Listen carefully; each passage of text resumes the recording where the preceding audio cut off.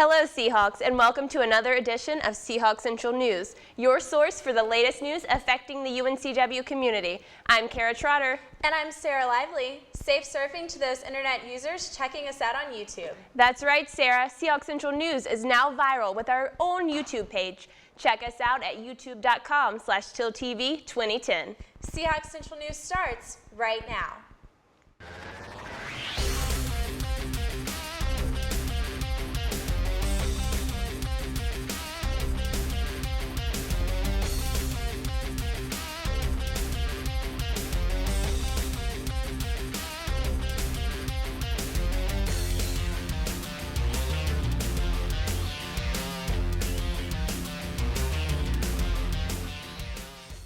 Business Affairs announced that they will be updating UNCW's master plan in the weeks to come. The plan will include a new psychology building as well as a new and improved student recreation center. The update typically occurs every 5 years, with the last taking place in 2005. According to the Seahawk, the first step in the process will be to create a strategic plan for academics. Business Affairs is interested in feedback from the community and will host open meetings as time goes on.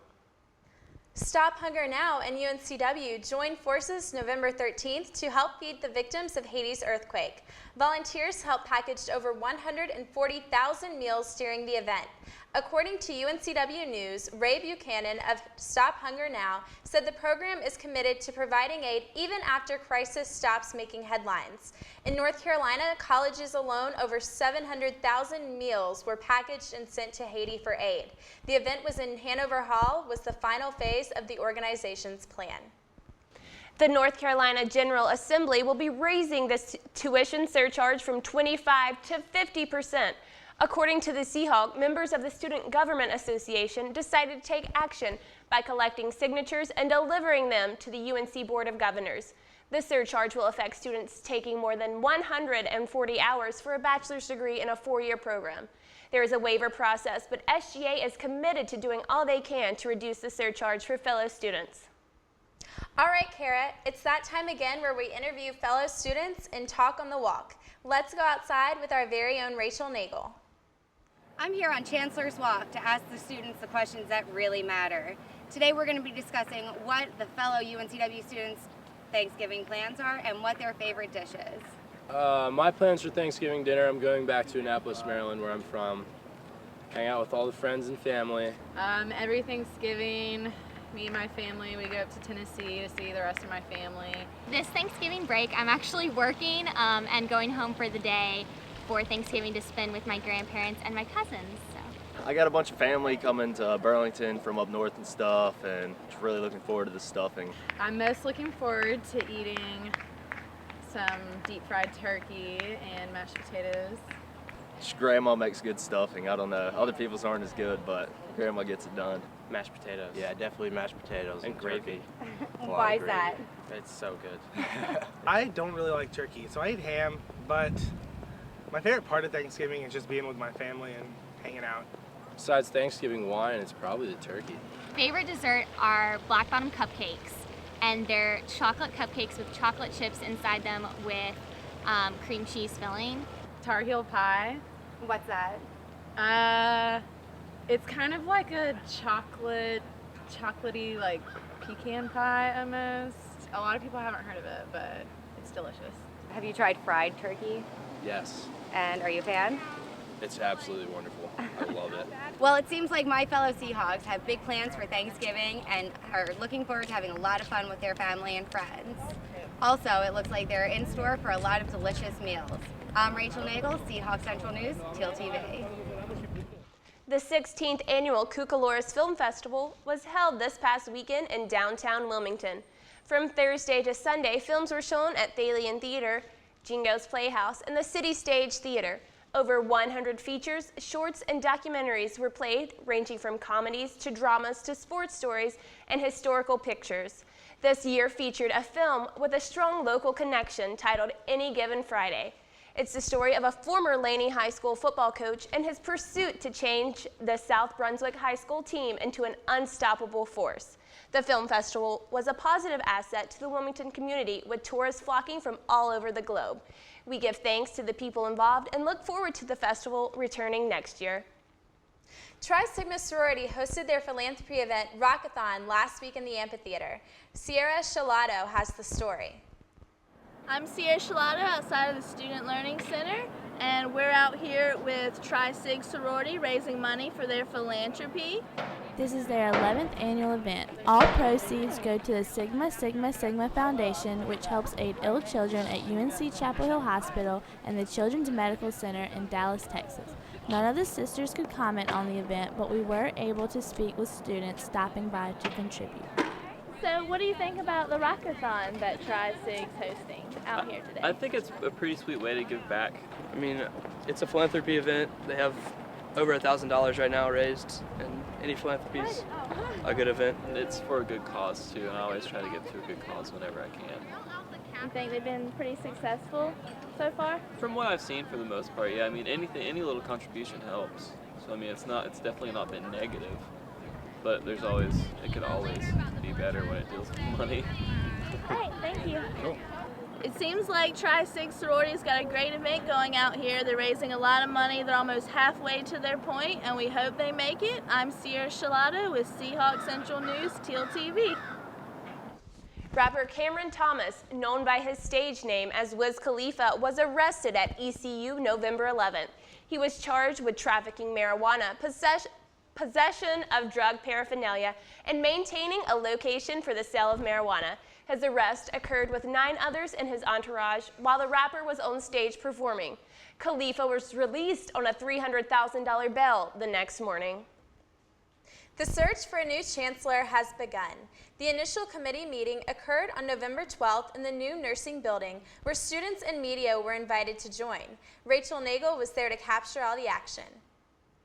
Hi, I'm Rachel Nagel, and I'm here at the first of several meetings to select the new chancellor for UNCW. Today we'll be hearing from Wendy Murphy, who is the chair of the Board of Trustees, and also our new president, Tom Ross.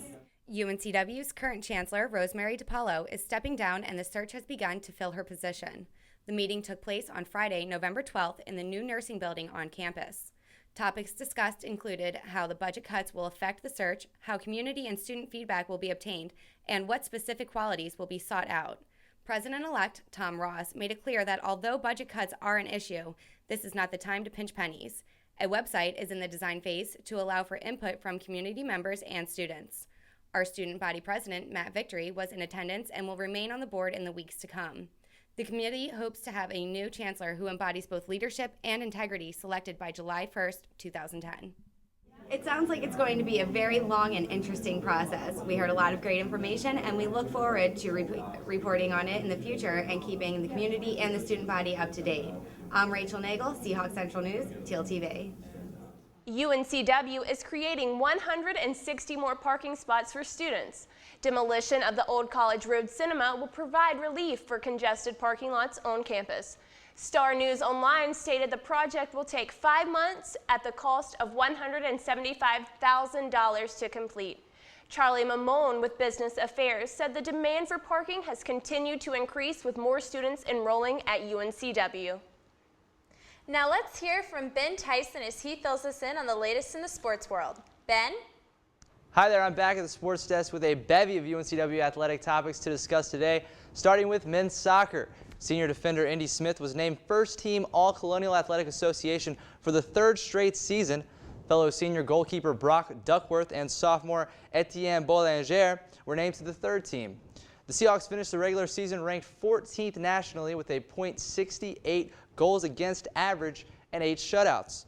Duckworth became UNCW's all-time leader with a career goals against average of 1.07. Bollinger led the team with 6 goals, including 3 game winners.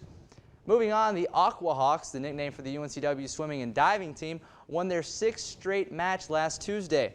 Seniors Bobby Gunturo and Kobe Salinas were named Swimmer and Diver of the Week, respectively. It was Gunturo's 2nd award of the year and Salinas' 4th in the last 5 weeks. The Seahawks finished their fall season on November 19th through the 20th at the Patriot Invitational in Fairfax, Virginia. Now let's switch gears to basketball, specifically women's basketball, and the beginning of the Cynthia Cooper Dyke era, officially on the court. The Seahawks won their season opener against UNC Greensboro 62-58 Monday night in Greensboro. Preseason All-CAA senior Brittany Blackwell led all scorers with 15 points as well as 12 rebounds. 3 other Seahawks tallied in double figures.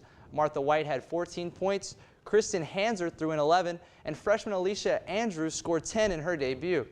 The Seahawks led the entire game, but according to Coach Cooper Dyke, quote, "We need to keep our intensity for all 40 minutes in order to be successful, so that is something we will address this week as we prepare for East Carolina," end quote.